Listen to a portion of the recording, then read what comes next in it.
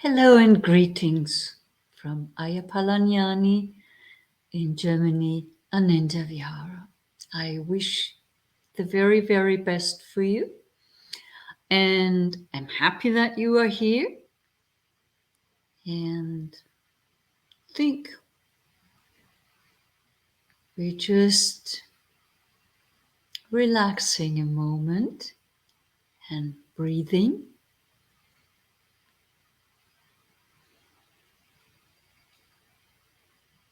Until a few more people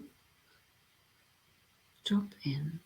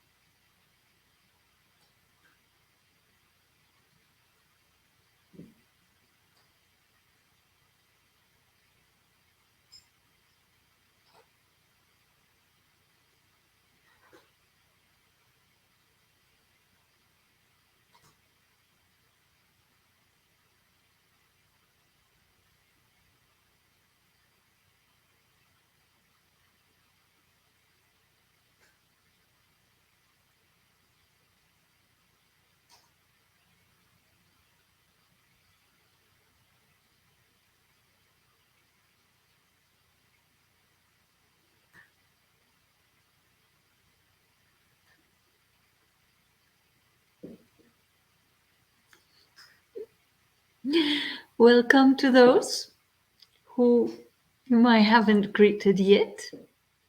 I'm happy for everybody here. From Ireland.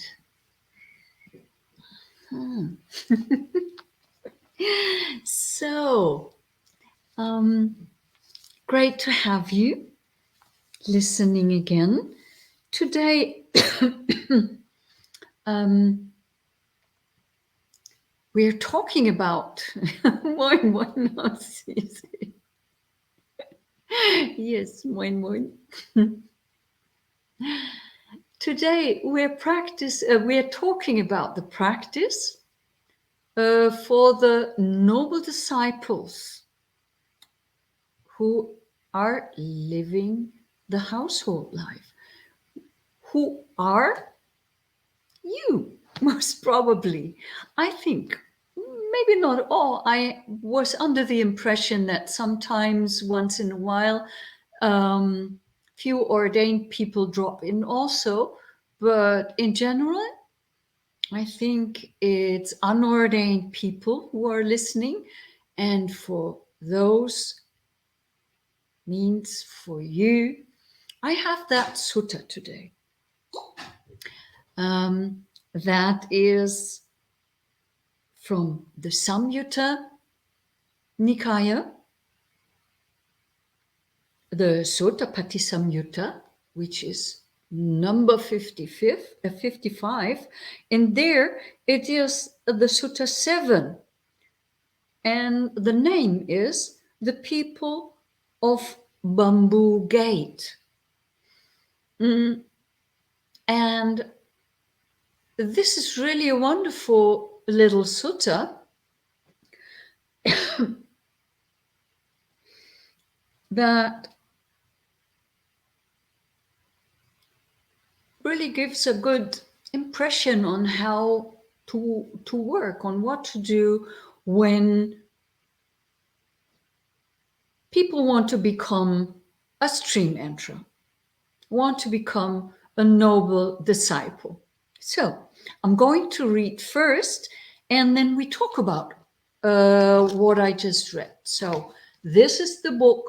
The chapter is 55, and the sutta number 7, called The People of Bamboo Gate. Thus have I heard, on one occasion, the Blessed One was walking on tour among the Kosalans, together with a great sangha of bhikkhus when he reached the Brahmin village of the Kosalans named Bamboo Gate. Then the Brahmin householders of Bamboo Gate heard. It is said, sirs, that the ascetic Gautama, the son of the Sakyans who went forth from a Sakyan family, has been walking on a tour among the Kosalans together with a great sangha of bhikkhus and has arrived at Bamboo Gate. Now, a good report concerning the Master has spread about thus. That Blessed One is an Arahant, perfectly enlightened, accomplished in true knowledge and conduct, fortunate, knower of the world, unsurpassed leader of persons to be tamed. Teacher of devas and humans, the enlightened one, the Blessed One, having realized by his own direct knowledge this world with its devas, maras, and brahmas, this generation with its ascetics and brahmins, its devas and humans, he makes it known to others.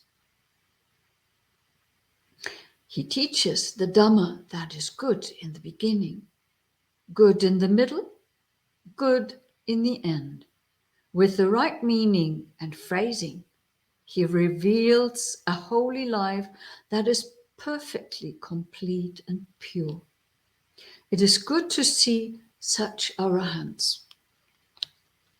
Then, those Brahmin householders of Bamboo Gate approached the Blessed One. Having approached, some paid homage to the Blessed One and sat down on one side. Some greeted the Blessed One and, having exchanged greetings and cordial talk, sat down on one side. Some extended their joined hands in reverential salutation towards the Blessed One and sat down to one side.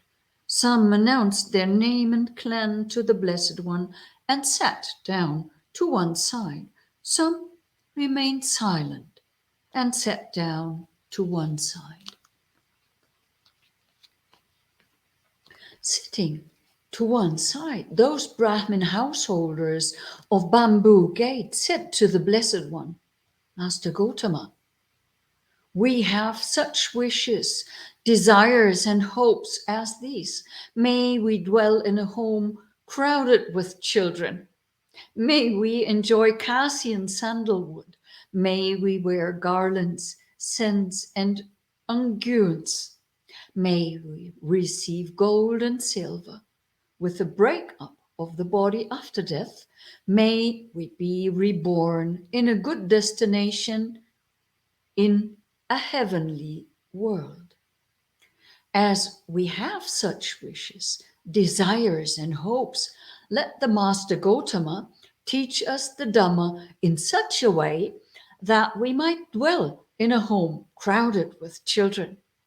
And with the breakup of the body after death, we might be reborn in a good destination in a heavenly world. I will teach you, householders, a Dhamma exposition applicable to oneself. Listen to that and attend closely. I will speak. Yes, sir, those Brahmin householders of Bamboo Gate replied. The Blessed One said this. What, householders, is the Dhamma exposition applicable to oneself? Here, householders, a noble disciple, reflects thus. I am one who wishes to live, who does not wish to die. I desire happiness and am averse to suffering. Since I am one who wishes to live and am averse to suffering, if someone were to take my life, that would not be pleasing to me. That would not be agreeable to me. Now, if I were to take the life of another, of one who wishes to live, who does not wish to die, who desires happiness and is averse to suffering, that would not be pleasing and agreeable to the other one either. What is displeasing and disagreeable to me, that is displeasing and disagreeable to the other one too. How can I inflict upon another what is displeasing and disagreeable to me? Having reflected thus, he himself abstains from the destruction of life, exhorts others to abstain from the destruction of life, and speaks in praise of the abstinence of the destruction of life. Thus, this bodily conduct of his is purified in the three respects. Again, householders, a noble disciple reflects thus: if someone were to take from me what I have not given, that is, to commit that what would not be pleasing and agreeable to me. Now, if I were to take from another what has not been given, that is, to commit theft, that would not be pleasing and agreeable to the other one either. What is displeasing and disagreeable to me, that is displeasing and disagreeable to the other one too.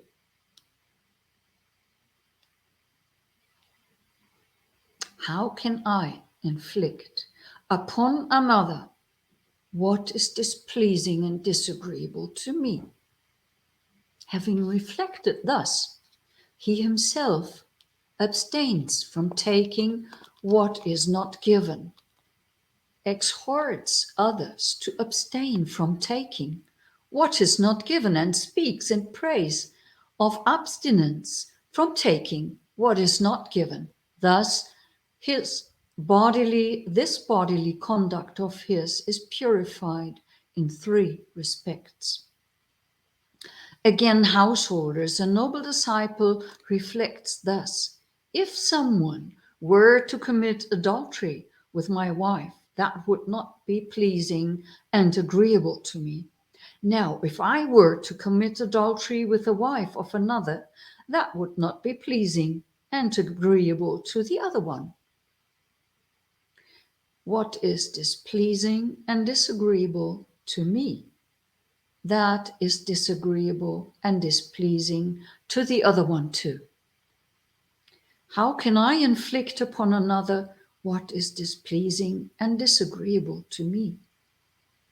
Having reflected thus, he himself abstains from sexual misconduct, exhorts others to abstain from sexual misconduct, and speaks in praise of abstinence from sexual misconduct. Thus, this bodily conduct of his is purified in three respects. Again, householders, a noble disciple reflects thus: if someone were to damage my welfare with false speech, that would not be pleasing and agreeable to me. Now, if I were to damage the welfare of another with false speech, that would not be pleasing and agreeable to the other either. What is displeasing and disagreeable to me, that is displeasing and disagreeable to the other one too. How can I inflict upon another what is displeasing and disagreeable for me? Again, a noble disciple reflects thus: if someone were to divide me from my friends by divisive speech, that would not be pleasing and agreeable to me. Now, if I were to divide another from his friends by divisive speech, that would not be pleasing and agreeable to the other one either. Again, a noble disciple reflects thus: if someone were to address me with harsh speech, that would not be pleasing and agreeable to me. Now, if I were to address another one with harsh speech, that would not be pleasing and agreeable to the other one either.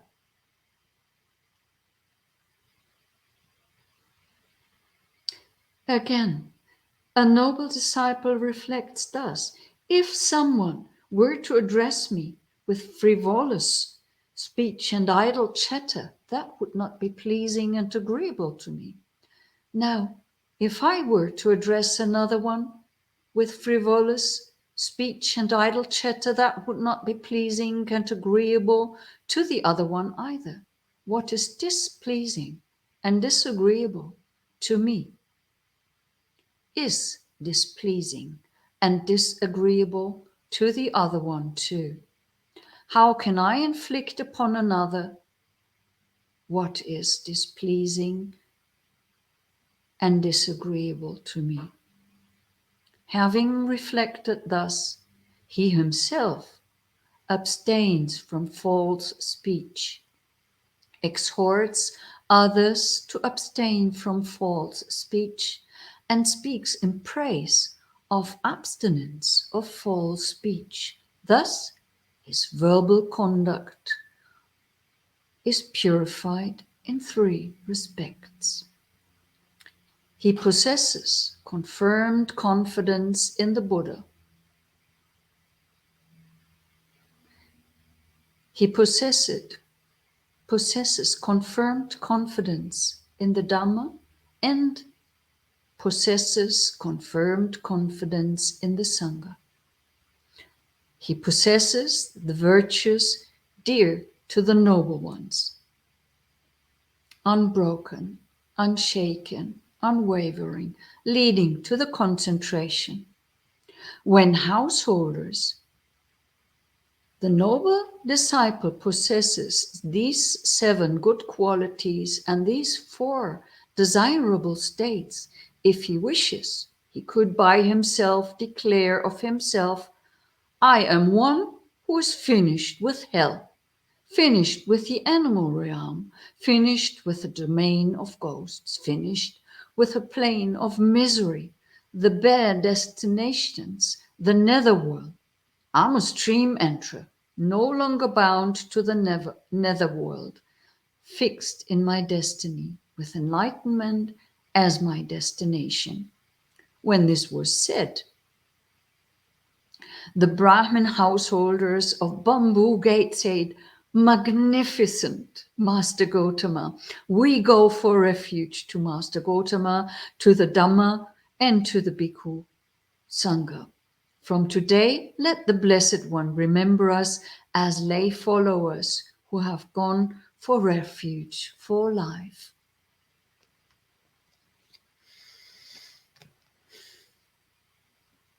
So far, that this might, in the first place, does not sound like much more than a talk on Sila. But it is much more, really. It is really the way to stream entry.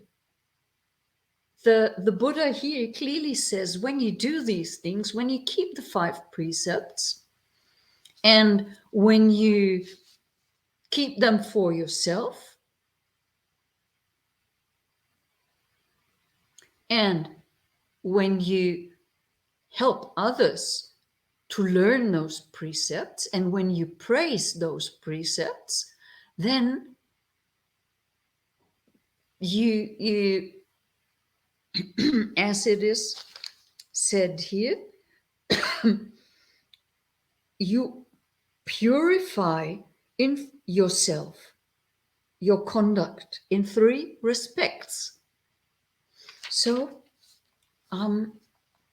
the to go back to the start, the Buddha was asked by those householders of Bamboo Gate of a way to the Deva realms. And there were people, normal people speaking, who have not heard about the Buddha's teaching most probably a lot, because they only have heard some hearsay. They have heard of the good Buddha's good reputation, but it seems they haven't seen him so much yet. They do not know, because they introduce themselves. And here I think that's very beautiful how it is said, how they greet the Buddha in the various ways. And I think this is still valid for today. Nowadays, some people do not like to prostrate to Buddha statues, or do not like to bow down to monks or nuns or so. Or so if that is so, then you are in good company. Those people who had not yet full trust and full knowledge in the Buddha's teaching, they too did not bow to him. They stood there and said something, or they had their hands in Anjali, or they announced their clan's name. So be confident. That's totally okay. And you might learn to love bowing, as I did, and to learn that it's perfectly all right to do so. And you might not, which is also okay. But this is about people who have many wishes. You might not have those wishes. You might not want to have a house full of children. That's valid. But there are other wishes that you will have. Certainly, there are wishes that you have. And even if your particular wishes are not mentioned in this sutta is still for you. And the way to get over your wishes and to become one of those dream enterers is still the same. So you are there with all those wishes of yours, whatever they may be. And then the Buddha starts with the precepts. He starts with not taking life. And the reflection, I think, is very, very beautiful, that we really can think, well, I don't want to die. I wouldn't want to be killed. And I can perfectly say, yes, I am a person who wants to live. I don't want to die. So I must assume that with other people, that's the same. That you wish to live and not to die. That the little ant that is walking here, or the little fly that is going to the orchids. But still, I should understand that little fly that kills the orchids, unfortunately, is just wishing to live and not wanting to die. And once I understand that, I may want to find ways to save both the orchid and the little fly by bringing the orchid out when the fly sits on it or something like that. Or I may find other ways. I don't know yet. I don't know. But there will be ways to deal with it without me having to harm any beings, because it is certainly so that I wish to live, and dying would be displeasing and disagreeable to me. If Earth now would say, well, these humans cause climate change, they are like parasites to me, I want to kill them, whoosh. And then, no, that would be disagreeable. So I shouldn't do that even to a little, I don't know how these flies are called, but the black widows, no, black flies, whoever, however. So I shouldn't want to kill any being, really any being whatsoever. There is a question.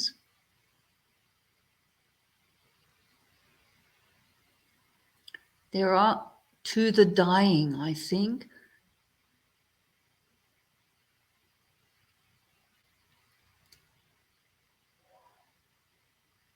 There's if you follow these wholeheartedly and completely, then yes, that is said here.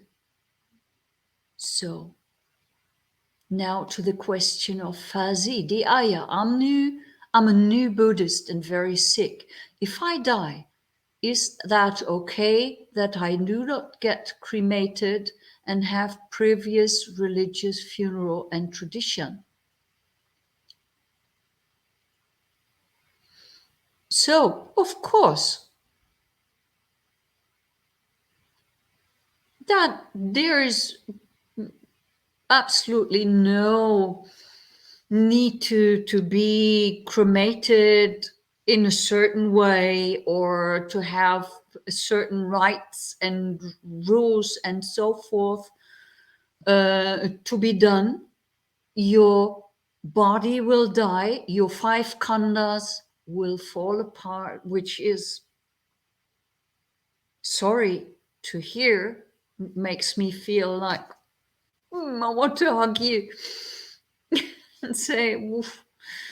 But yes, if you do really die, then don't worry about these details. If you, however you get whatever religious ceremonies will be held for you, that is of not much importance.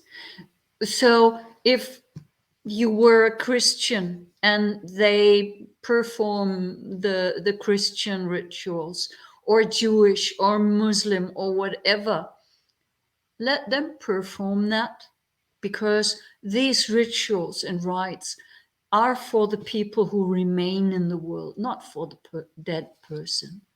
The dead person is on the way to another existence, maybe with good luck and a lot of diligence on the way to Nibbana, Paranibbana. But let's assume that a person is after death right on the way to the next destination, to a next birth, to another birth, where and however that may be. So don't worry about any religious funeral traditions and rites and rituals.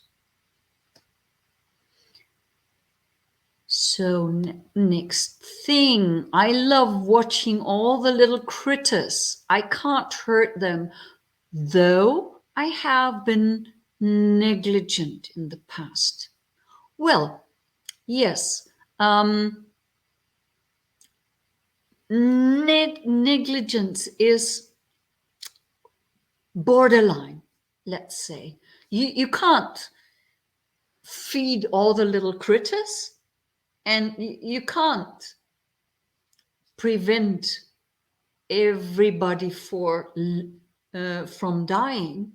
And actually, we shouldn't get that much involved in their life and death, because we might create karma by wanting too much for them to live and not to die. So things are going their natural course, and we have to let that course to happen. We shouldn't interfere too much. If we can save a being from dying, of course we do. If we can help a person to get better and live good, of course we shall do. But there was one retreat that I was doing in the forest in Thailand, and a very beautiful forest monastery. And I was in those nights that we do when we do not sleep. So the nights of Atitana Parami. So you try to meditate around the clock, never fully 24 hours, because you still go something to eat, but it's getting quite a bit of meditation, and you don't sleep. You really determined to not sleep. So I was there, and it was a night, I think in June or so, in the forest in Thailand. And I thought, well, I shall only light a small candle. And huts in Thailand never are like hermetically closed so that no one can come in. So always when there's a little light, there are critters, there are insects coming. So these insects were coming, and I was meditating. I didn't see it. The candle was a few meters away from me, and I was sitting there in meditation. And it was one of those nights when those, I don't know whether they exist in other countries also, but in Thailand there are hundreds and thousands of them in some nights, and they go to any light, and there they lose their wings, and their purpose is basically no other than dying. I haven't understood the purpose, but that is of no, well, that doesn't matter. But so when I opened my eyes from meditation, I saw these little beings circling the candle, and I saw one just burning their wings. And I thought, okay, that's not too bad, because it's losing it anyway in a few minutes. So I noticed one that was already caught in the wax, and I tried to really carefully get it out of the wax. And I imagined the pain that it would have. I was really like terrified, horrified, and thought I need to save that being. I need to save all beings. And I took it very, very carefully into my hand,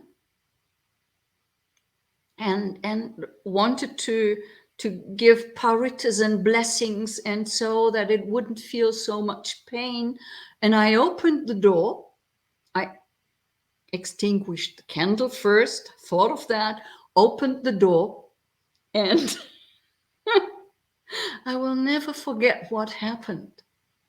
I released the little being with my hand, and then I noticed there were frogs, big throats actually. And my little creature that I just saved, there was a frog that straight, but really next second, caught that little being. And around me were thousands of these beings, and the frogs just hopping or just sitting there like that. And I couldn't do anything. And I thought, well, these frogs want to live. They don't want to die. So what do? They eat. So what can I do? I can just go back to meditate. That's all I can do. So I went back to meditation after that, and was totally disillusioned about nature and how terrible it can feel, but how it is just suchness. It's just like that. And you can't really do much. So go back to meditate then. So that was for the not killing. So you should take that seriously. Really? And really also take, as Deborah is saying here in the chat, you should take, if you see death, if you come in contact with death in any way, take it as a teaching. We're all the same, all beings. We're born, we live, and we die. That's it. All of us.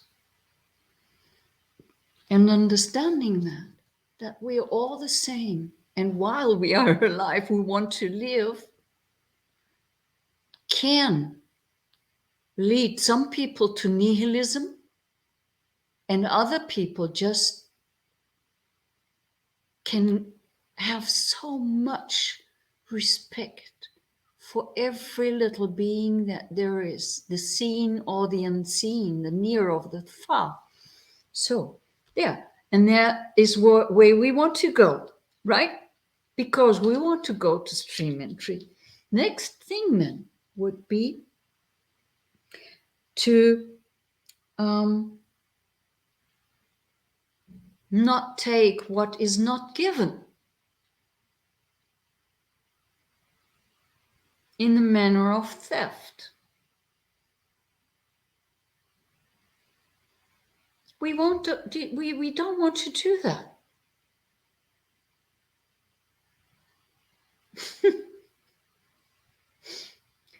It's so annoying when you take things that are not given and you know for yourself.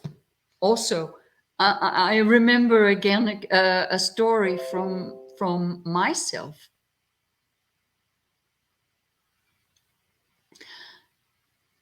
When I was in Wat Lampung, for example, there were brooms, and I already told the story. We only had 10 minutes after the lunch break to do a little sweeping.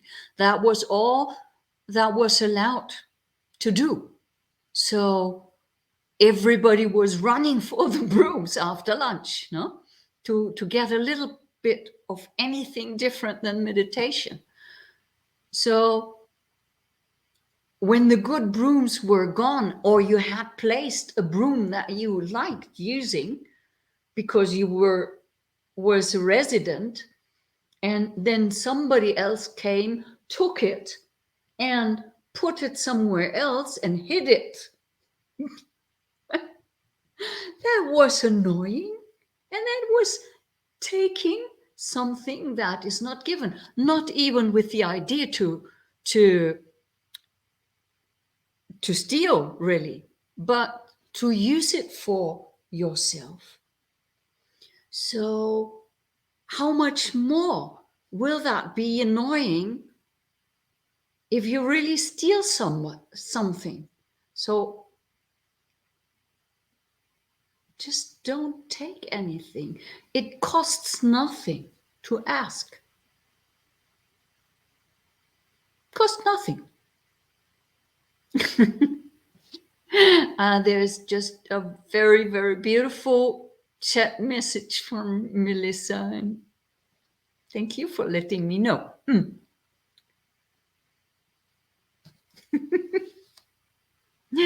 Egot, yes, even a scent can be stolen. So an odor, a good odor, a scent, not money, but yes, can be stolen. If you want it for yourself, if you don't want to share it with others. So going for the sharing, being open-hearted is preventing you from taking what is not given. And to get used to asking is also preventing you from taking what is not given. And we really should consider that I don't want to have taken away my things.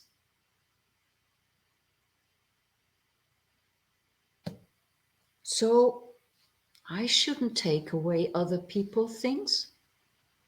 I should learn responsibility with the things, shall put them back where I found them if I take them without having asked.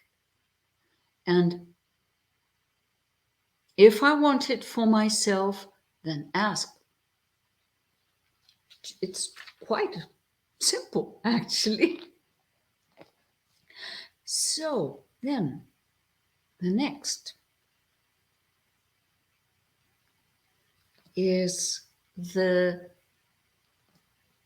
Abrahmacharya for those with 8 precepts, but here it's referring to kamesu michachara, so to the sexual misconduct. And just consider that somebody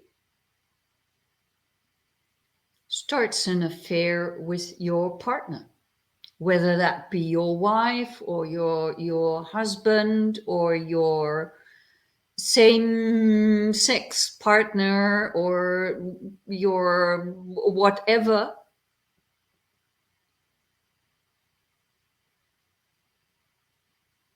That is really terrible to think of.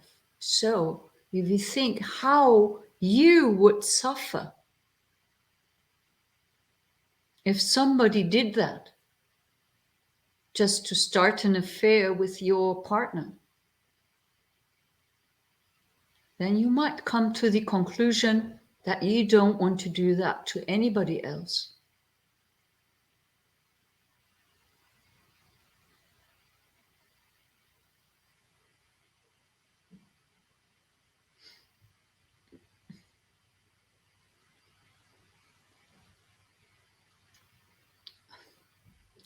I'm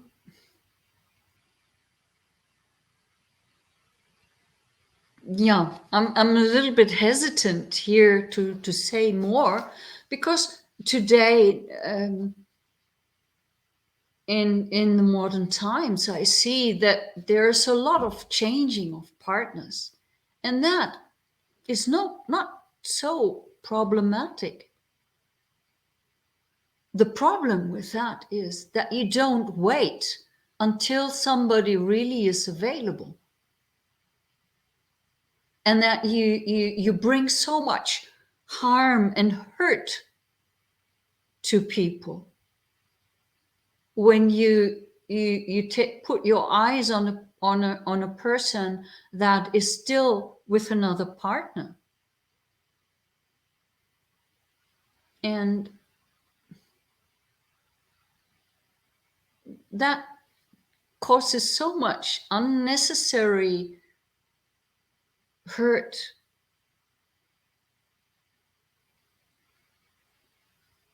And I wouldn't want anybody to go through that. So you shouldn't do yourself. And some are quite strict. I know teachers who say, well, even flirting, I don't know, should be watched and observed carefully, because flirting, of course, can lead to things. But be sure that before you start something, an affair with a partner of anybody else, with whoever that may be,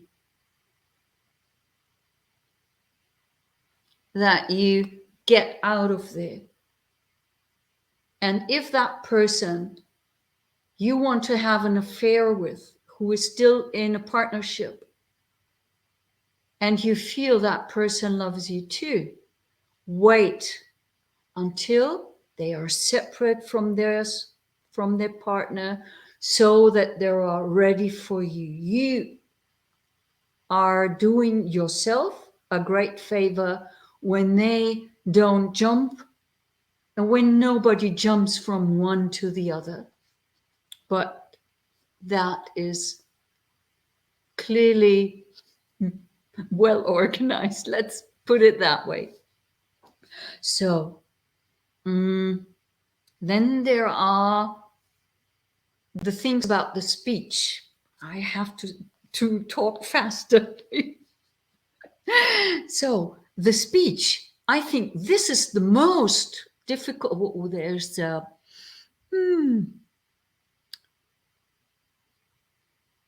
question about sexual misconduct. Can you tell in what way self-pleasure coming from own body sensation is considered sexual misconduct? Please, Venerable.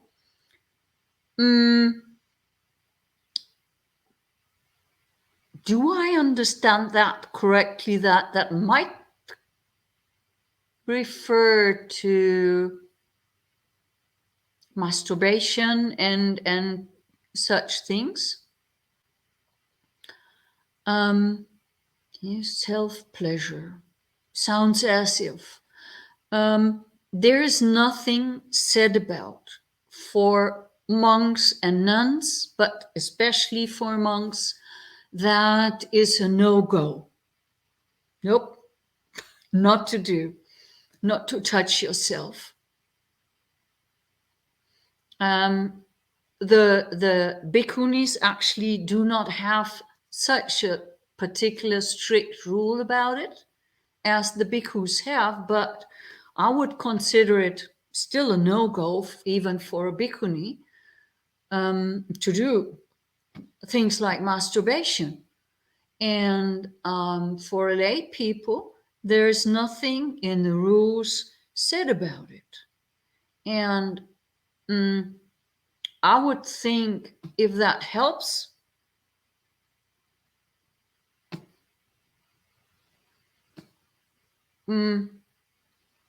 it's a sensual pleasure, and we shall overcome sensual pleasures, but we do have other sensual pleasures as well. So where to start? Maybe on a way to overcome sensual pleasures, this is maybe at the beginning one to start with, but and then maybe later other sensual pleasures. So as I said, for me as bhikkhuni, this is a total no-go. But I still enjoy a nice cup of tea, and I have a sensual pleasure with that. That's more subtle, of course, but I still have to work on that to overcome all sensual pleasure, no? But so everywhere where we can, but there's no strict that you as lay people shouldn't do things like that. And I think there might be situations where it can be helpful for a young person to just masturbate rather than explode or rape another or so. I don't know. I'm not an expert in this because I'm a nun, and for me, I barely think of these things. But next, so much suffering that we bring onto ourselves. If we can use noble wisdom, mindfulness, and awareness in everything we do, what a wonderful world this would be. Yes, well, of course, yes. But the thing is, we don't. You're right, Gita. And I appreciate very much that you say that. But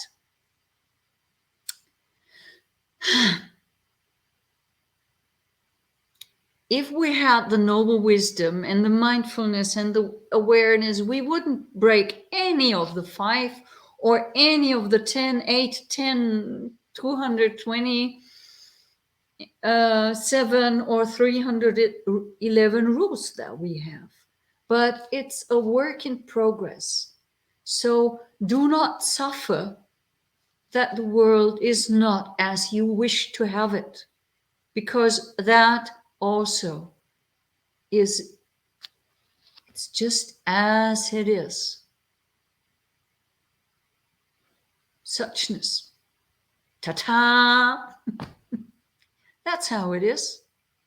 Can't change that. So, but there was more that I wanted to explain. So for me, back to the speech, the right speech is the most important and the most difficult, actually. To guard the speech is so difficult because we have all these thoughts coming up, and many of these thoughts are just expressing themselves, and they are plain useless, plain stupid, plain false, and cause unnecessary harm if we, for example, say something untrue. And we put in danger by that the welfare of another person.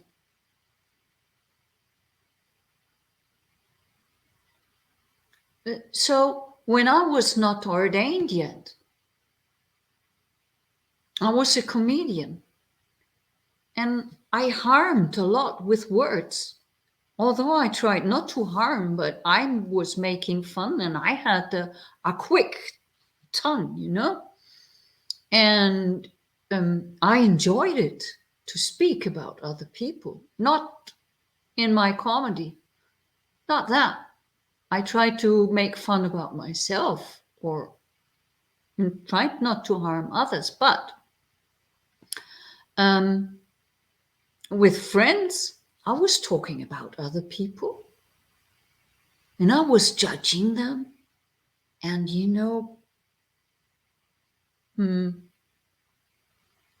slander, I think that is called. So I found that funny. I enjoyed it. And many people do. And they do not know what harm comes from that. I learned it when I was a bhikkhuni then, when I was a nun, I had to feel the full load of other people talking bad about me. Boom! And that can really knock you down. So understand that when you speak bad, either you lie or you slander or you yell, you use harsh words, that at one point will always come back to you. Maybe later, not straight away.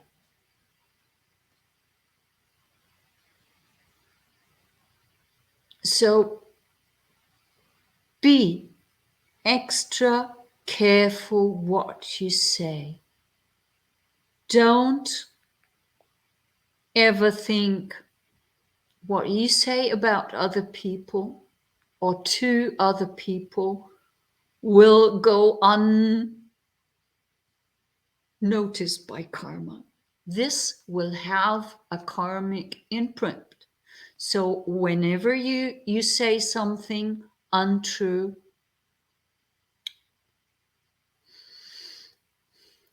yeah, whenever you say a word of slander, bad, talking bad about other people, that is so harmful. And it is most probably more harmful to you than it is to others. So guard your thoughts and guard your mouth. Before you speak, consider, is it true? Is it helpful? Is it beneficial? Is it the right time? And is it pleasing to the ear? And can the other take it? Then speak. And most times it's most probably good to just friendly remain silent. That's the best way of speech.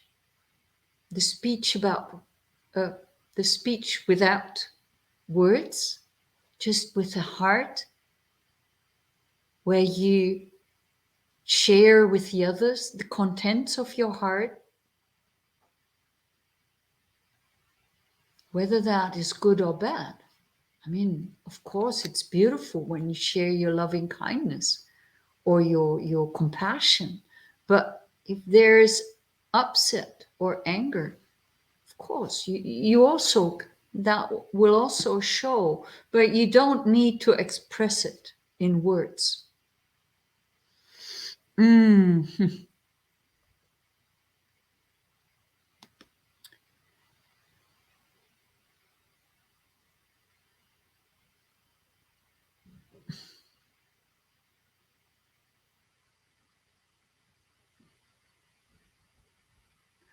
Okay. We're not coming to an end with this sutta today. But I want to comment on that. Just move. Okay, so here's the question. Our place is experiencing a six-legged little critter problem of mammoth proportions. It is out of hand. Just move, as another monastic recommended, is not an option. Six-legged. What beings are six-legged and of mammoth proportions? What are these?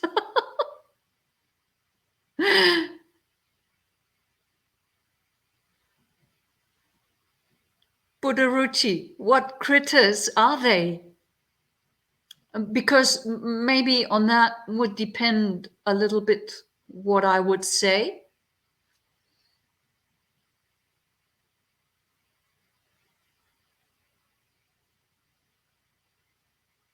Insects. Mm-hmm.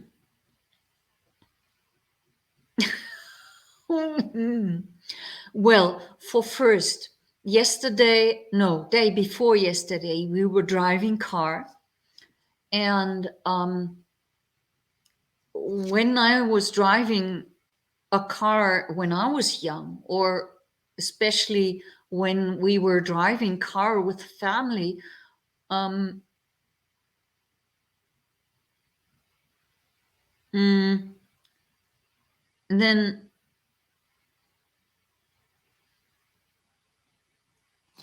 the windscreen would be full of dead insects. Now we wouldn't have.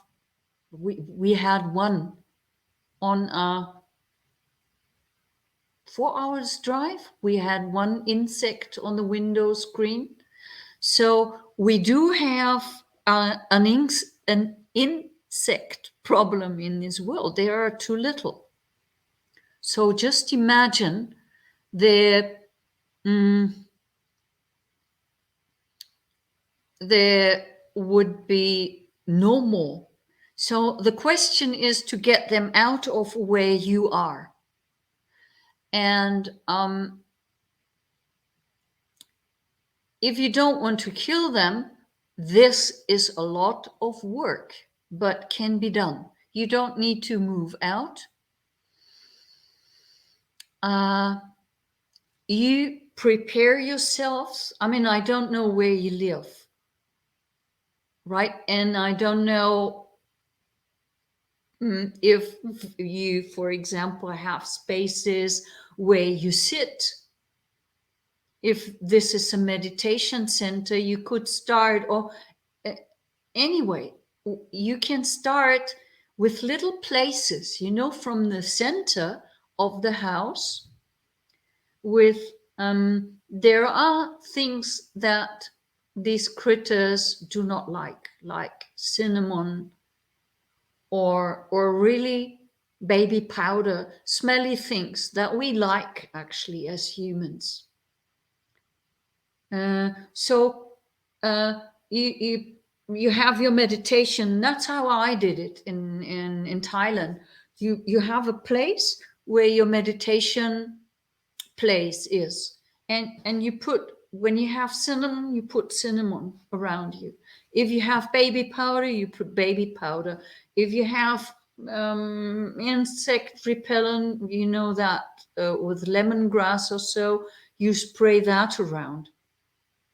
So that is a barrier. And next day,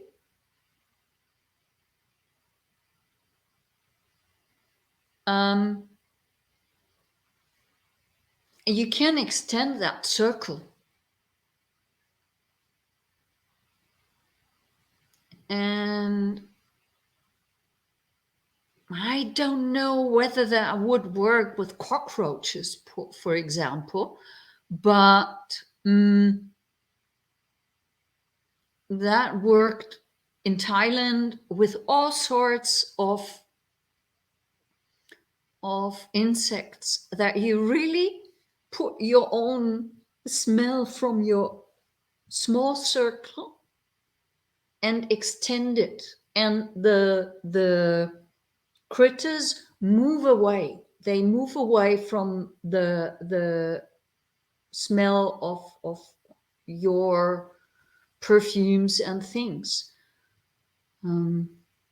and carefully sweeping and things like that, bringing them out whenever you find them. That is what worked for me in Thailand. But really,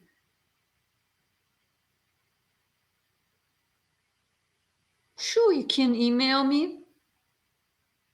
Yeah, sure, because we're time up. Didn't even finish our sutta for today. But I was thinking that to address this would mm, be interesting. So, do you know my email address? Maybe.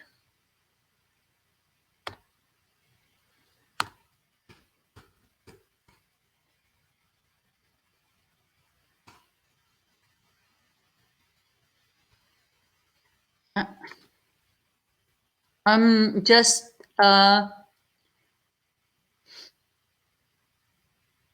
and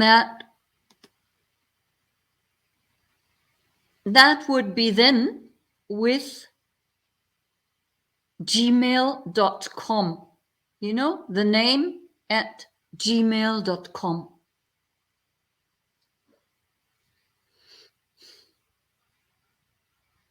Okay.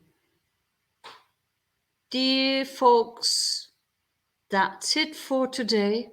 See you next Wednesday. I wish all the very best for you and peace within and all around you. Bye.